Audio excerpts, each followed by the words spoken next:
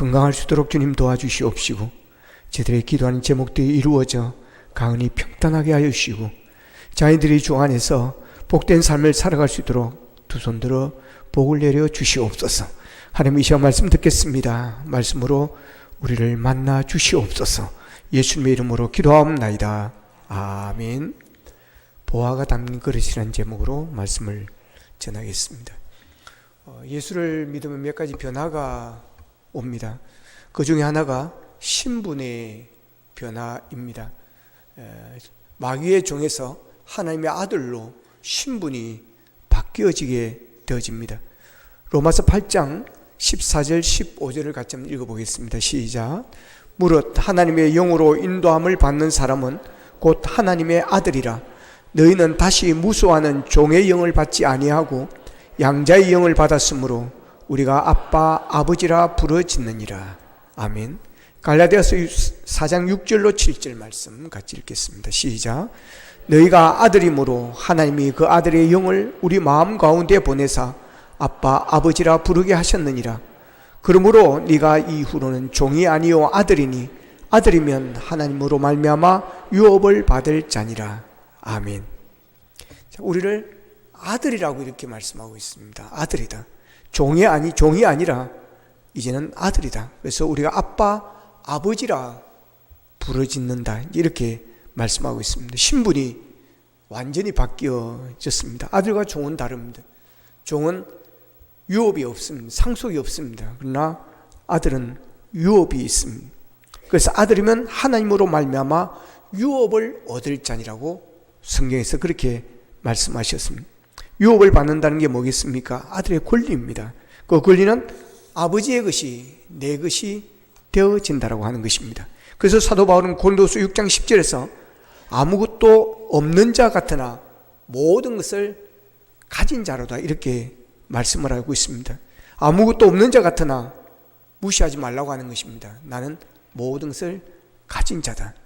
우리가 모든 것을 가지시고 전능하신 하나님의 우리 아버지가 되시기 때문에 그런 것입니다. 그렇습니다. 우리는 이제 종이 아니라 아들입니다. 아들의 권리를 주장하며 당당하게 우리는 살아가야 합니다. 그런데 아들이 종처럼 살면 아버지는 마음 아파하시는 것입니다. 그래서 갈라디아서 5장 1절에서 이렇게 말합니다. 그러므로 굳게 서서 다시는 종의 멍에를 매지 말라 그럽니다. 따라합시다. 다시는 종의 멍에를 매지 말자. 아멘. 다시는 이제 종이 아니니까 종처럼 종의 멍에를 매지 말라고 하는 것입니다.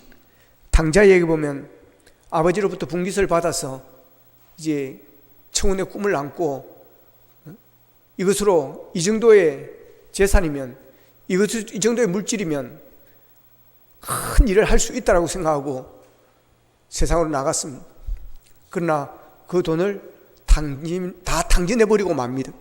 결국 대지를 치는 농촌의 대지 마구간에서 우리에서 살게 되어지는 그런 비참한 신세가 되어지는 것입니다. 그런데 더 비참한 것은 먹을 것이 없는 것입니다. 돼지가 먹는 쥐엄 열매라는 것이 있는데 그것으로도 배를 채울 수가 없어 이제는 추려 죽게 될 지경까지 되게 되어집니다. 그때 아버지 집을 생각합니다. 우리 아버지 집에는 머슴도 종도 먹는 것은 풍부한데 내가 여기서 추려 죽을 수는 없지 않느냐. 그래서 아버지 집에 돌아가기로 마음먹습니다. 돌아가면서 무슨 마음을 먹습니까? 내가 종으로 살리라. 그리고 아버지께 돌아갑니다. 아버지께서 환영해 줍니다. 나는 머슴으로 종으로 살겠습니다. 아버지가 뭐라고 합니까? 너는 종이 아니다 아들이라고 그럽니다. 그러면서 다른 종들이 탕자를 무시하지 못하도록 비단옷을 입혀줍니다. 신발을 신겨줍니다. 손에 가락지를 끼워주는 것입니다. 그리고 살찐 송아지를 잡아 잔치까지 벌여줍니다. 누가 봐도 이것은 너무한 그런 모습입니다. 그러니 큰아들이 화가 날 수밖에 없습니다. 성질을 부리는 것입니다. 이것을 아버지가 몰랐겠습니까? 알고도 그렇게 하는 것입니다. 왜 그렇습니까? 지금이야말로 강한 메시지가 필요했기 때문에 그렇습니다. 뭔가 강한 임팩트 있는 모습을 보여줘야 하기 때문에 그런 것입니다. 바로 이 모습은 이 아버지의 메시지가 숨어 있는 것입니다. 이 아이는 종이 아니라 내 아들이다.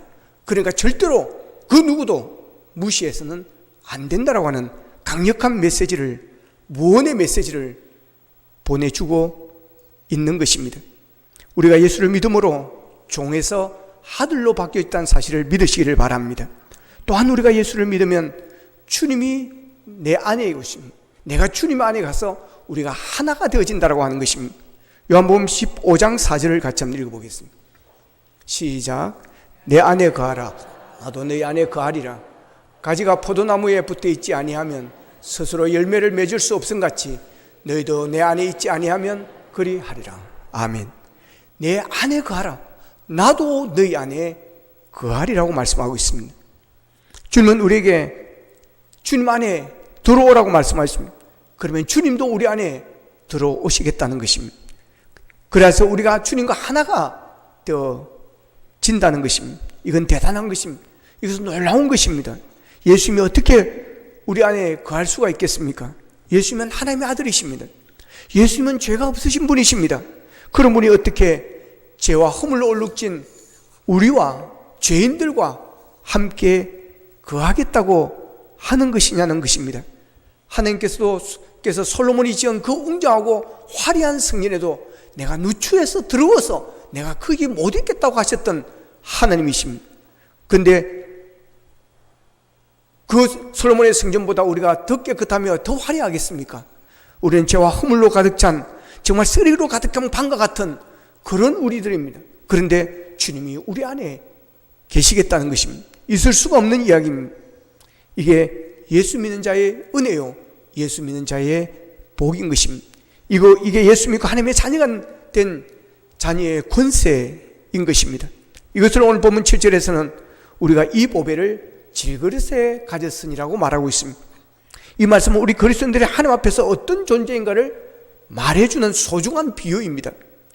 오늘 본문은 인간을 하나의 질그릇이라고 했습니다. 흙덩어리라고 하는 것입니다. 인간이 무엇이냐? 너는 흙이다. 이 사실을 잊지 말아야 하는 것입니다. 인간은 본래 흙으로 만들어진 존재입니다. 창세기에서 가르쳐주는 대로 인간은 흙에서 나서 흙에서 나는 것을 먹고 살다가 흙으로 돌아가는 것입니다. 장례식장에서 비싼 관을 쓰는 분들을 보면 이해가 되지 않습니다. 요즘에는 무덤에 안장하는 것도 아니고 거의 다가 화장을 합니다. 곧 불에 태워질 것들입니다. 3일 후면 태워질 것들입니다. 근데 그게 무슨 그런 비싼 관을 쓴다는 것입니까? 흙으로 와서 흙으로 가는데 관을 크게 하고 무덤을 벨럭에 꾸미는 일은 바람직한 일이 아니라고 생각합니다. 하나님께서 흙으로 돌아가라고 말씀하셨으니 흙으로 우리는 돌아가야 합니다. 이와 같이 인간은 흙이다. 흙이 아니라며 우긴다 하여도 아무런 소용이 없다는 것입니다.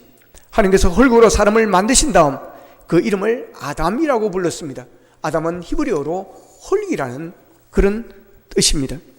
그러면 왜 오늘 본문에서 사람을 가리켜 금그릇이나 은그릇이 아닌 질그릇이라고 하였는가 할 때 그것은 흙덩어리라는 뜻에서인 것입니다.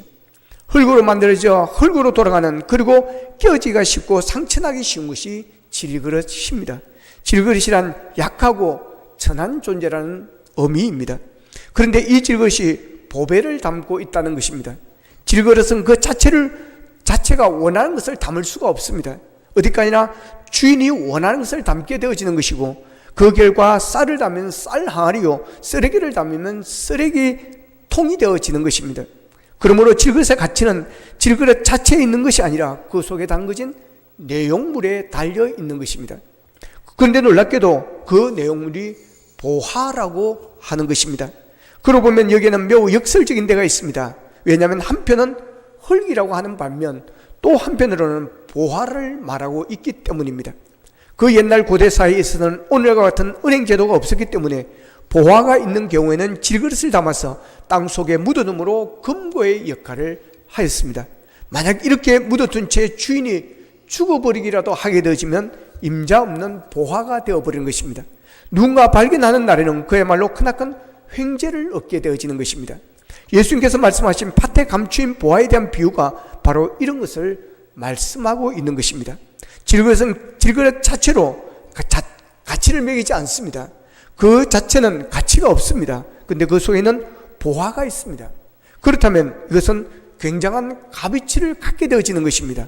그 담겨진 보화 때문에 이 질그릇이 값어치가 있게 되어지는 것입니다. 값은 보화가 만들어지는 것이고 거기서 평가가 나오는 것입니다. 이때에 조심해야 할 것은 질그릇은 어디까지나 질그릇일 뿐 보화가 되는 것은 아니라고 하는 사실입니다. 그 속에 보화가 없는 빈 그릇은 아무런 가치도 없는 것임을 우리는 알아야 할 것입니다. 근데 사람의 눈에는 그 속에는 보화가 잘 보이지 않고 질그릇만 보이는 것입니다. 하지만 보화가 있는 것을 아는 사람은 알고 있습니다. 예를 들어 질그릇에 보화를 담아서 저만큼 방 한 구석에 두었다고 할 때 그 속에 보화가 담겨져 있는 것을 아는 사람은, 그 주인은 멀리서 그 질그릇을 볼 때마다 마음이 허무해질 것입니다. 그러나 그 사실을 모르는 사람은 그 질그릇을 보면서 하필이면 저렇게 못생긴 질그릇을 방 한가운데 저렇게 놓아두었냐며 의아해할 수밖에 없는 것 아니겠느냐는 겁니다. 그러므로 내가 나를 평가하거나 내가 남을 평가하거나 간에 평가의 기준은 언제나 그 속에 있는 보화가 되어야 한다는 것입니다. 그러면 그 보화가 무엇입니까? 그 보화는 예수 그리스도이십니다. 그 보화는 예수님의 생명이십니다. 그 보화는 믿음입니다. 예수님이 보화요, 예수님의 생명이 보화요, 믿음이 보화인 줄로 믿으시기를 바랍니다. 이 세상에서 예수님보다 더 귀한 것은 없습니다. 예수의 생명은 죽은 자를 살립니다. 영원한 생명을 얻게 만들어주는 것입니다. 그래서 예수의 생명은 우리에게 영생을 가져다 주게 되어지는 것입니다. 이 생명이 없는 자는 잠깐 보이다 없어지는 그런 삶을 살고 마는 것입니다. 그리고 심판을 받아 멸망할 수밖에 없는 인생이 되어지는 것입니다. 아무리 이 세상에서 화려하게 살았다 할지라도 모든 것이 숨이 멈추는 순간 그 모든 것은 아무것도 아닌 것이 되어지고 마는 것입니다. 그러나 이 예수의 생명이 있는 사람, 예수가 주신 믿음이 있는 사람, 이 사람은 죽어도 살고 살아서 믿는 자는 영원히 사는 복을 받게 되어지는 것이고, 우리가 눈을 죽는다 할지라도 눈을 감는다 할지라도 다시 눈을 떴을 때는 천국에서 우리가 눈을 뜨게 될 줄로 믿으시기를 바랍니다. 이것이 믿음인 것입니다. 이것이 예수의 생명인 것입니다. 예수님이 얼마나 귀한가를 찬송가 94장에서는 이렇게 노래합니다. 주 예수보다도 귀한 것은 없네. 이 세상 부귀와 바꿀 수 없네. 영죽을 내 대신 돌아가신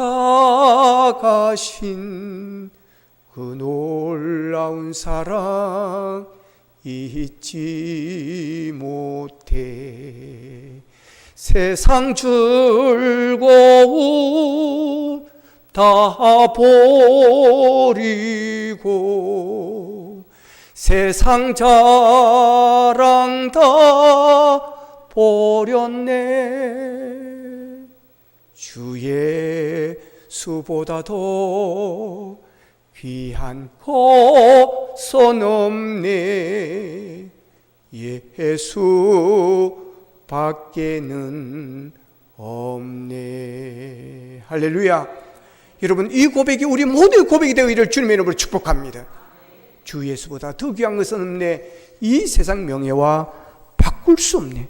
이 세상 부귀와 바꿀 수 없네. 이 세상 명예와 바꿀 수 없네. 3절은 이 세상 행복과 바꿀 수 없네. 이 찬송은 빌리 그레이엄 전도단의 유명한 베이스 바리톤 독창자인 쉐가 작곡하고 그가 불러 유명해진 복음 찬송입니다. 그는 주 예수보다 더 귀한 것은 없다. 이 세상 부귀와도 바꿀 수가 없고 이 세상 명예와도 바꿀 수가 없고 이 세상 그 어떤 행복과도 바꿀 수 없는 것이 보화 되시는 예수님이요 예수님의 생명임을 그는 노래하고 있습니다. 보화이신 예수님이 우리 안에 계신다는 것입니다. 우리는 그 질그릇 안에, 우리라는 질그릇 안에 예수의 생명을 담고 있습니다. 그래서 우리는 존귀한 자가 되어지는 것입니다. 세상 사람들이 우리를 어떻게 보든지 간에 하나님은 우리를 존귀한 자로 여기시고 계시다는 사실을 믿으시기를 바랍니다.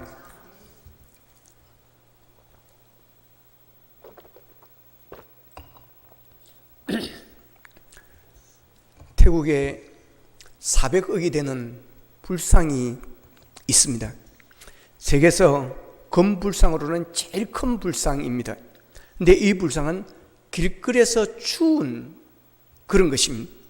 이 유래는 이런 것입니다. 콘크리트된 불상이 길거리에 버려져 있었습니다. 흉물스러웠습니다. 오랜 세월 시멘트가 벗겨져 나가기 시작하였습니다.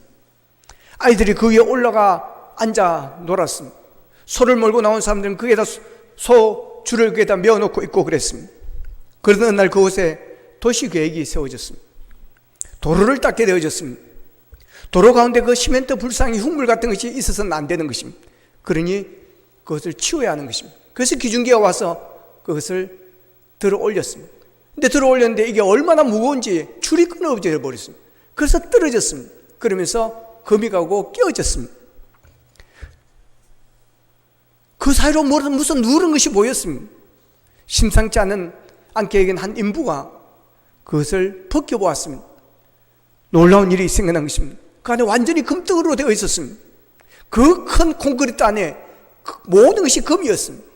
400억 원이 넘는 금덩어리 불상이었습니다. 와, 안 하시나 아무도.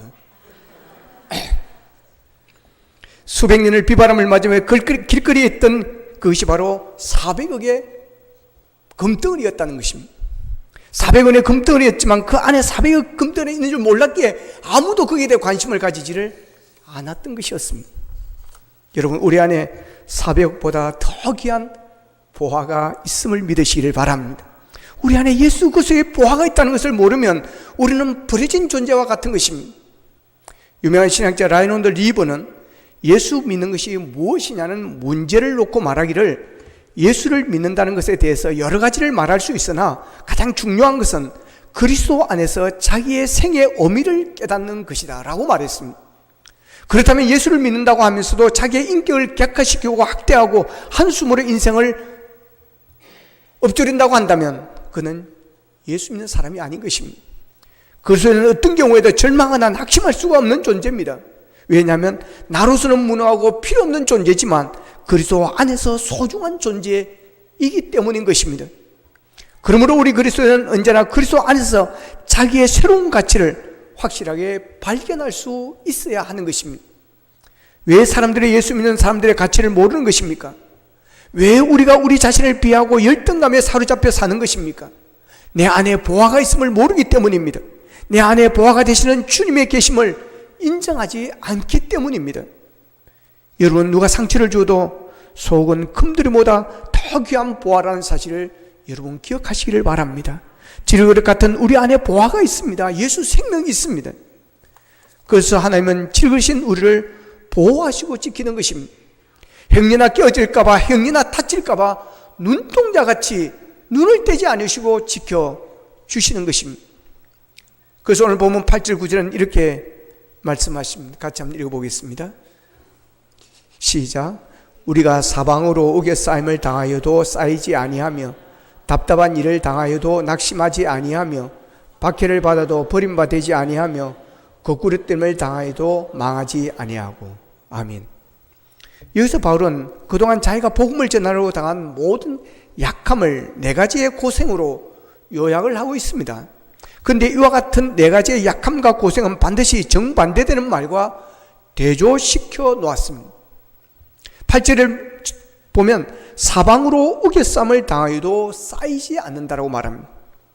이 영어 성경 NRSV 성경을 보면 We are afflicted in every way but not crushed,라고 되어 있습니다.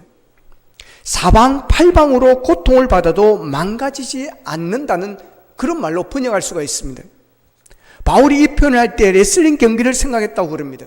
레슬링 선수가 상대방을 아무리 누르고 제압하려 해도 상대방은 결코 완전히 눌리지 않는다라고 하는 것입니다. 예수 믿는 이들에게 어떤 고난과 시련이 닥쳐도 완전히 망가뜨릴 수 없다는 것입니다. 하나님께서 보화가 담긴 존재로 보기 때문에 그렇게 보호하시기 때문입니다.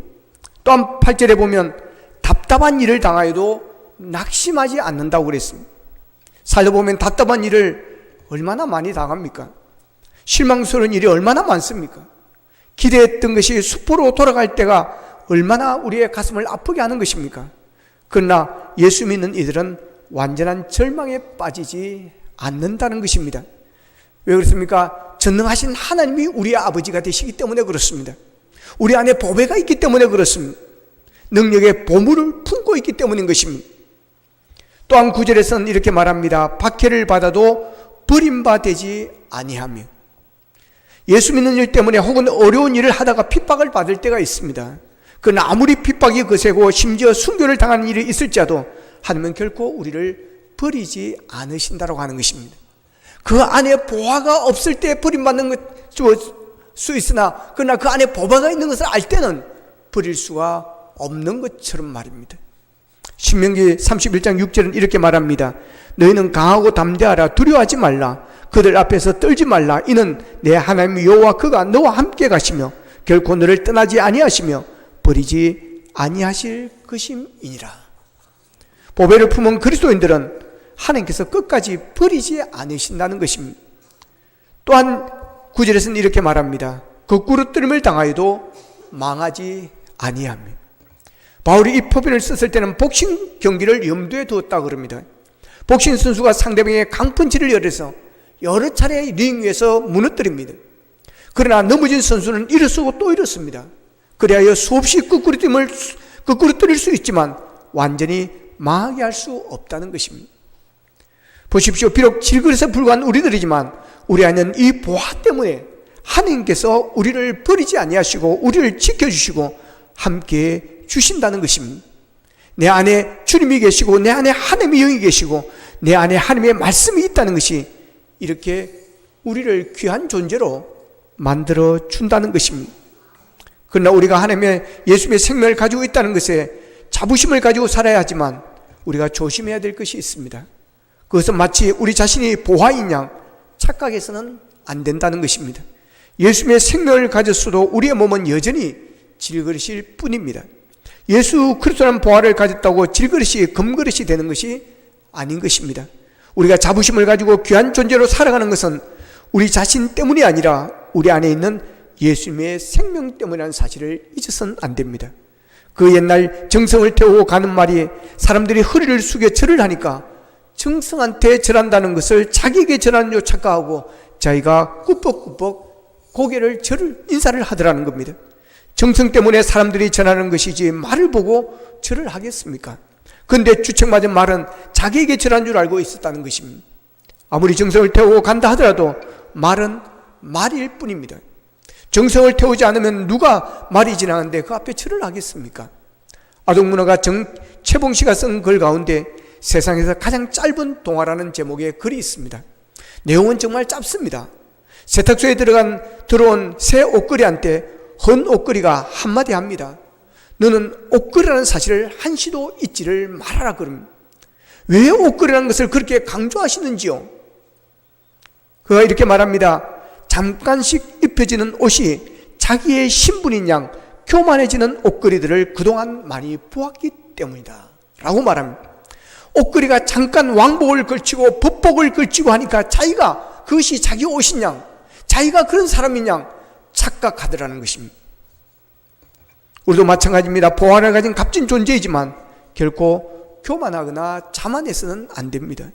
옷걸이가 귀중하게 여김받는 것은 아름다운 옷이 걸려져 있기 때문일 뿐입니다. 우리가 귀한 존재로 인정받는 것은 우리 자신이 잘나서가 아니라 우리 안에 있는 보화가 값지기 때문인 것입니다. 그런데 이 값진 보화가 드러나고 빛을 발하기 위해서는 질것이 깨어져야 한다는 사실입니다. 오늘 보면 11절을 같이 한번 읽어보겠습니다. 11절 시작. 우리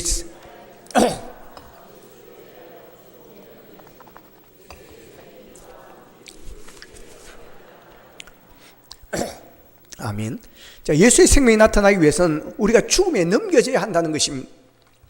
태국에 400억이 되는 불상이 콘크리트가 되어 있어서 그것이 깨어지기 전에는 그래 버려진 흉물이었습니다. 근데 기중교가 시멘트를 들어올리다가 끈이 떨어짐으로 부서짐으로 인해서 그 안에 400억이라는 금을 발견할 수 있었듯이 보화가 담고 있는 질그릇인 우리의 자신이 깨어지고 우리 자신이 부인되지 않으면 우리 안에 있는 예수의 생명인 보화가 우리를 통하여 나타나지 않을 것입니다. 그래서 예수 생명이 드러나기 위해서는 질그릇인 우리가 깨어지고 부서져야 한다는 것입니다. 고린도후서 5장 1절에 보면 만일 땅에 있는 우리의 장막집이 무너지면 하나님께서 지으신 집 곧 손으로 지은 것이 아니요 하늘에 있는 영원한 집이 우리에게 있는 줄 아느니라고 말씀합니다. 땅에 있는 우리의 장막집이 무엇이겠습니까? 바로 우리의 육체를 가리키는 것입니다. 육체를 벗어버리는 순간 우리 안에 있는 하늘에 있는 영원한 집이 그 모습을 드러낼 것입니다. 영원한 집, 아름다운 보화로 지어진 예수 그리스도라는 생명의 집이 나타나기 위해서는 어찌하든지 이 땅의 장막집이 무너지고 깨어져야 하는 것입니다. 사도 바울은 자신 안에 있는 예수 그리스도라는 보화가 드러나기 위해서 날마다 자신을 깨는 작업을 했습니다. 그래서 그는 날마다 고백합니다. 나는 날마다 죽노라. 나는 날마다 죽노라고 그는 고백하고 있는 것입니다. 육체의 정욕을 벗어버려야 하는 것이고 이생의 자랑을 죽여야 합니다. 영원한 것이 드러나지 않도록 방해하는 육체적인 것들을 십자가에 못 박아야 하는 것입니다. 그래야 예수 그리스도라는 값진 생명의 보화가 우리 안에서 드러나게 되고 예수님의 능력이 우리를 통해서 일어나게 되어질 것입니다. 오래전에 미국에 윌리엄 헐스트라는 사람이 있었습니다. 이 사람은 신문 편집인이면서 동시에 고미술품을 수집하는 고미술 수집광이었습니다. 그는 유럽의 왕가에서만 사용되었다는 신기한 도자기에 대한 이야기를 듣고 탐이 났습니다. 그래서 유럽의 여기저기를 돌아다니면서 그 도자기의 자취를 추적을 했습니다. 얼마의 돈을 내고라도 그 도자기를 소유하고 싶은 열망 때문에 그는 여러 해 동안 땀과 노력을 기울이면서 그것을 찾아 돌아다녔습니다. 근데 어느 날 그 도자기는 벌써 언론인 출신의 미국의 어떤 사업가가 오래전에 사갔다는 정보를 얻게 되어집니다. 그래서 그는 그 사람이 누구인가, 어떤 사람인가 하고 찾아다녔습니다. 열심히 찾아다녔습니다. 근데 알고 보니까 그 도자기를 산 사람은 바로 자신이었습니다. 자신이 오래전에 이미 사서 가지고 있었던 것이 바로 그 물건이었습니다. 이 사람의 에피소드를 한번 생각해 보십시다. 어마어마한 값어치가 나가는 그 귀한 보화를 사서 자기 집에 광 속에 두고도 그 보화가 자기에게 있다는 사실조차 까마득히 잊어버리고 그것을 찾아서 헤매는 모습, 얼마나 어처구니가 없습니까? 그런데 이와 비슷한 일이 오늘 그리스도의 삶 속에 다시 재현되어지고 있다고 하는 사실입니다. 하나님께서 우리에게 엄청난 보배를 주셨습니다. 그런데 많은 그리스도인들이 자신에게 그런 어마어마한 보배가 있다는 사실을 잊고서 일생 동안 그 보배를 찾아 헤매고 있으며 나는 아무것도 아닌 존재요, 비천한 존재요, 나는 아무것도 할 수 없는 존재라고 생각하며 살아간다는 것입니다. 여러분, 하나님께서 우리에게 보화를 선물로 주셨습니다. 믿음을 선물로 주셨습니다. 구원을 선물로 주셨습니다. 예수 그리스도의 생명을 우리에게 주셨습니다. 이것이 우리들의 보화의 선물입니다. 우리는 그 보화를 담은 질그릇입니다. 영원한 생명으로 우리 안에 오셔서 우리를 통하여 그 아름다운 가치를 드러내길 원하시는 예수 그리스도의 보화를 가진 자들입니다. 아무것도 없는 자 같으나 모든 것을 가진 자입니다. 이 세상에 가장 귀한 보화를 담은 질그릇답게 긍지를 가지고 당당하게 살아가기를 바랍니다. 여러분은 사방으로 압박을 받아도 쌓이지 않을 것입니다. 거꾸로 뜨림을 당해도 절대로 망하지 않을 것입니다. 당당하시길 바랍니다. 또한 우리가 깨어지고 부서짐으로 우리 안에 있는 보화이신 예수님을 드러내고 나를 통해서 내 안에 계신 예수 그리스도의 향기가 드러나게 되기를 주님의 이름으로 축복합니다. 기도하겠습니다. 말씀 붙들고 우리 함께 기도하기를 원합니다. 하나님 감사합니다. 질그신 우리에게 보화를 담아주시니 감사합니다. 믿음을 선물로 주시고 구원을 선물로 주시고 예수 그리스도를 우리에게 보내주시고 예수의 생명을 우리에게 주시니 감사합니다. 하나님의 형상을 우리에게 주시니 감사합니다. 하나님 아버지, 비록 질것은 가치가 없지만 그 안에 있는 보화가 우리를 더욱더 빛나게 만들고 우리를 존귀한 자로 만들어 주시니 감사합니다. 아버지 하나님, 이 믿음이 우리의 있기를 원합니다. 아무것도 없는 자 같으나 모든 것을 가진 자로 살아가기를 원합니다. 우리 아버지 되시는 하나님이 우리의 힘이 되시고 능력이 되시고 지켜주시고 또한 하나님께서 우리의 삶을 인도하여 주신 줄로 믿습니다. 그 하나님을 의지하며 아버지의 당당하게 살아갈 수 있도록 도와주시기를 원합니다. 사방으로 오기싸움을 당한다 할지라도 낙심하지 않게 하여 주시옵시고 거꾸로 때문에 당한다 할지라도 절대로 망하지 않을 것이라는 확신을 가지고 넘어져도 다시 일어서는 믿음의 사람들이 되어지기를 원합니다. 그래 우리를 통해서 예수 그리스도가 드러나게 하시고 예수 그리스도의 생명의 능력이 나타나게 하시고 예수 그리스도의 향기가 드러나게 하여 주시옵소서. 다 같이 기도드리겠습니다. 살아계신 아버지 하나님 감사합니다. 오늘도 말씀을 통해서 우리에게 셈을 주시고 아버지 하나님 당당해질 수 있도록 도와주시니 감사합니다. 아버지 하나님 우리가 질그릇입니다. 아무것도 아닌 것입니다. 존재 가치가 없습니다. 그러나 우리 안에 보화가 있다는 사실을 알게 하여 주시니 감사합니다. 아버지 하나님이여 400억의 불상이었지만 흉물이었습니다. 그러나 그 안에 담겨진 보화가 발견되어졌을 때 그것은 생애 최고의 일 되고 말았습니다. 하나님 아버지 우리 안에 있는 보화를 우리가 귀중히 여기게 하여 주옵시고 감사하며 살게 하여 주시고 아버지 이 보화로 인해 우리가 존귀한 자가 되었음을 기억하게 하여 주시고 사병으로 쌓임을 받아도 우리가 쌓이지 않을 것이며 그 그릇됨을 당해도 절대로 망하지 않을 것임을 믿고 당당하게 살아가기를 원합니다. 주를 의지하기를 원합니다. 하나님을 붙잡기를 원합니다. 아버지 하나님 우리의 있는 보화를 드러내게 하여 주시고 그리스도의 향기를 드러낼 수 있도록 도와주시옵소서. 하나님, 천한 존재요 깨어질 수밖에 없는 연약한 질그릇인 우리들입니다. 우리를 긍휼히 여기시고 우리 안에 보화를 담아주시니 감사합니다. 그 보화를 통해서 우리가 존귀한 자가 되게 하여 주시니 감사합니다. 하나님 아버지, 우리가 하나님 안에서 예수 그리스도 안에서 보화라는 사실을 기억하게 하시고 아버지 하나님 당당히기를 원합니다. 하나님의 자녀의 근세를 누리기를 원합니다. 사방으로 옥의 쌈을 받아도 쌓이지 않을 것이며 그 구름을 땅에도 망하지 않을 것이라는 확신과 믿음을 가지고 당당하게 살아갈 수 있도록 도와주시고 아버지 하나님이여 우리가 주 안에서 깨어지고 부서짐으로 우리 안에 보화 되시는 예수의 생명이 드러나게 하여 주시고 예수 그리스도의 향기가 드러날 수 있도록 도와주시옵소서. 예수님의 이름으로 기도합나이다. 아멘.